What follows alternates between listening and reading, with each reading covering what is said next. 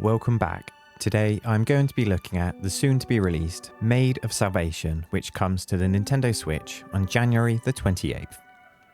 Maid of Salvation is a stylish metroidvania Souls-like mashup, blending top-down, fast-paced exploration with challenging action RPG elements featuring a sprawling map for exploration, combat upgrades typical of metroidvanias, and difficult boss fights requiring pattern recognition, tight spacing, and some spicy combos similar to the Souls-like genre.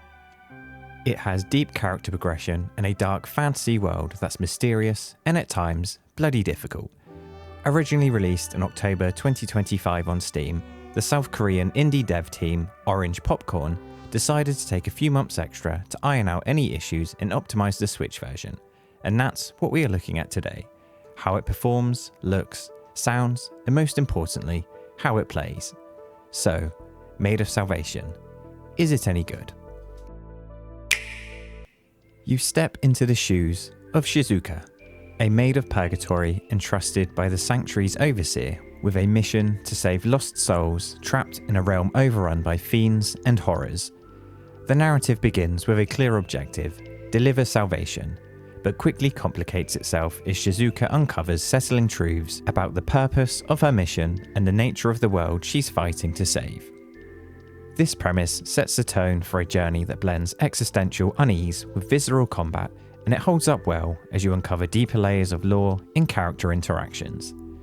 The story isn't what draws you or keeps you around, that's the combat, but it gives context to the stakes and reinforces the game's somber, atmospheric world that will keep you entertained for about 15 hours. The general gameplay loop is one you are all familiar with, blending metroidvania exploration with Souls-like progression. You will work your way through 6 interconnected labyrinths with intense stamina-based combat where you must master dashing, guarding, and parrying to defeat fiends. Melee strikes with weapons restore mana, which you then spend to fire guns or execute powerful secret arts to take down the game's 20 boss encounters. There are 2 safe spots in each labyrinth where you can save, heal, or teleport. This is also where you restart from each time you die. When death occurs, and it will, you will lose all of your progression you have collected, and you will have to return to that spot to recover it. And if you die before returning, it's gone forever, which can definitely become a source of frustration, but a feature heavily used in this genre. There are currently 2 difficulties. The normal mode is challenging and rewarding once you learn enemy patterns, but the harder difficulty is a pain in the backside. I had a nightmare of a time with it at first, so I definitely recommend starting off with the normal difficulty until you get to grips with the control scheme and mechanics. And along with all of the side quests, you also have achievements and a bestiary to complete. Whilst not mandatory and all partially completed through just playing the game, it does add an extra element of content and a reason to explore the world.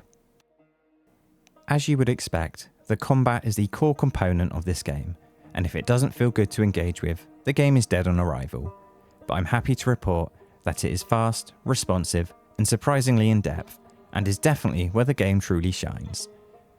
Combat in Maid of Salvation blends swords, firearms, and special techniques into a dynamic toolkit that rewards precision and adaptability.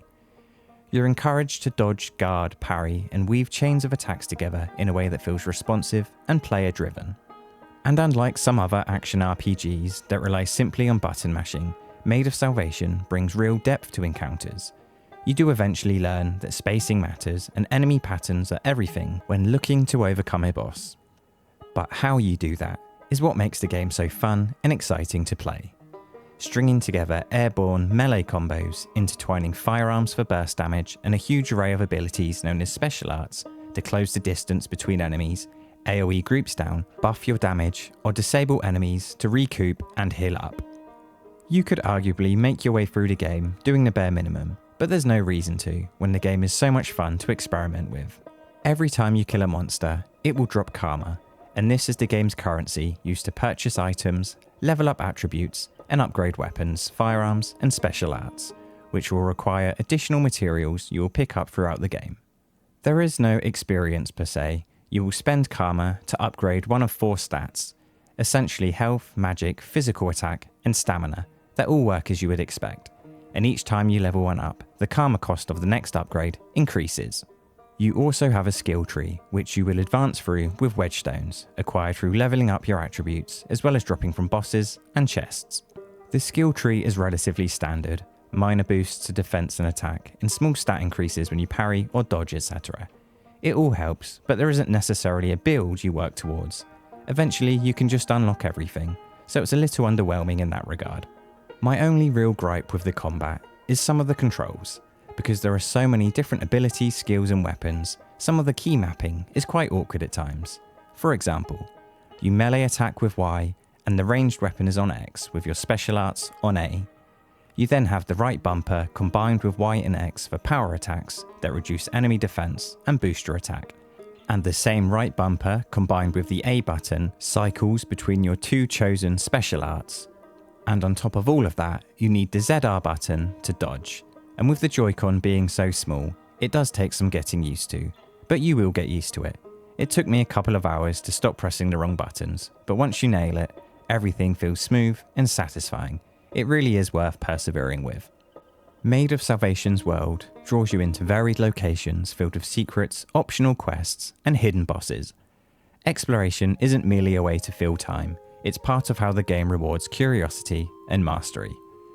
Discovering new techniques, hidden areas, or storyline threads, often through accident. I rarely found the correct path through attentiveness. There really is so much hidden in this relatively small world, and while at times it does require a little too much backtracking, once you build up enough stamina to dash around and unlock the teleports, it's much less of an issue. There are also a few puzzles that even after solving them seem to make very little sense. Some I solved through sheer dumb luck. There aren't too many, so it's not a huge issue, but they did leave me scratching my head. It's a very fast-paced, combat-heavy game with quick combos and constant dashing required, but it isn't all breakneck.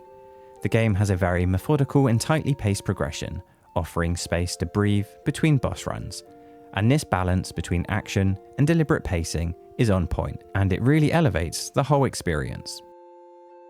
Maid of Salvation's visual design is where it first grabs your attention.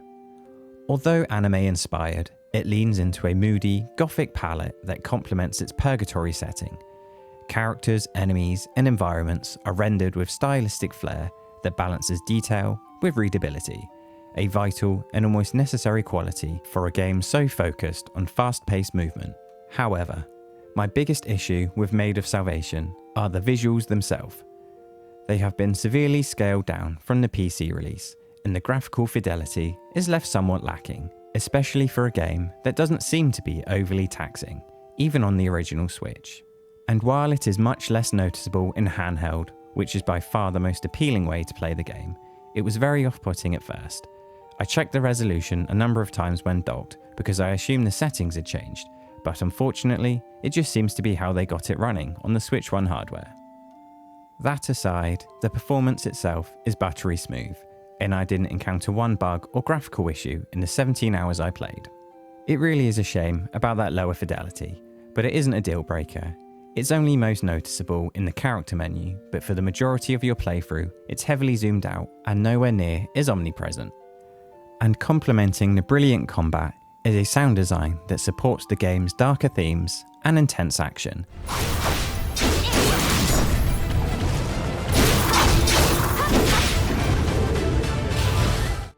It's impactful, full of bass, and really is a treat that enhances the experience.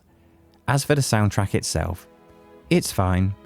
It fits the genre and story beats. There isn't anything overly memorable or mind-blowing, but it does the job and never detracts from the gameplay. But with the enemy indicators, weapon effects, and environmental audio all contribute to a cohesive sensory experience that enhances each and every fight. So, what are we talking price-wise? It's currently priced on the eShop for £13.29. However, there is currently a 20% pre-order discount running until its release on January the 28th, knocking it down to a very reasonable £9.96. That's $14.99 reduced to $11.24 in the US, or $19.99 reduced to $14.99 in Canada. For the average player, I think this is a fair price, and for any fans of the genre, it's probably a bargain. It will take about 15 hours to see all of the content, and you can continue to play well after that whilst chasing down all of the achievements and trying the harder difficulty. Unfortunately, there are currently no plans for a physical version or a Switch 2 update, which really is a shame because increasing that graphical fidelity or pushing that FPS to a stable 60 would really enhance this game. But as it stands, this is what we've got. So, where does that leave Maids of Salvation? Honestly, it's a great game. It's not trying to be anything new or push the boat out. It's a solid action RPG borrowing the best parts of metroidvania and Souls-like staples. The combat is fantastic and constantly keeps you on your toes, especially on the harder difficulty, and character progression is substantial with enough variety to keep you continuously optimizing combos and weapons via upgrades and new additions. And the dark fantasy aesthetic and narrative just complement the overall tone brilliantly. It's not trying to be your forever game, it's a reasonable 15-hour experience with methodical progression, engaging mechanics, and whilst monster environment variation is spread a little thin, it just about holds up without overstaying its welcome. The biggest downside are the visuals. They really could do with a little work. If you only plan on playing handheld, the smaller screen really works wonders, but when docked, it does show its uglier side. Not a world ender, but definitely substantial enough to notice. But overall, it's a challenging, skill-based experience with a great sense of exploration, combining meaningful rewards and varied boss encounters that test both reflexes and strategy. Maid of Salvation is absolutely worth your time. It may not be relentlessly action-heavy from start to finish, but its thoughtful design and atmospheric world make it a standout on the platform. So, is it any good? Damn right it is.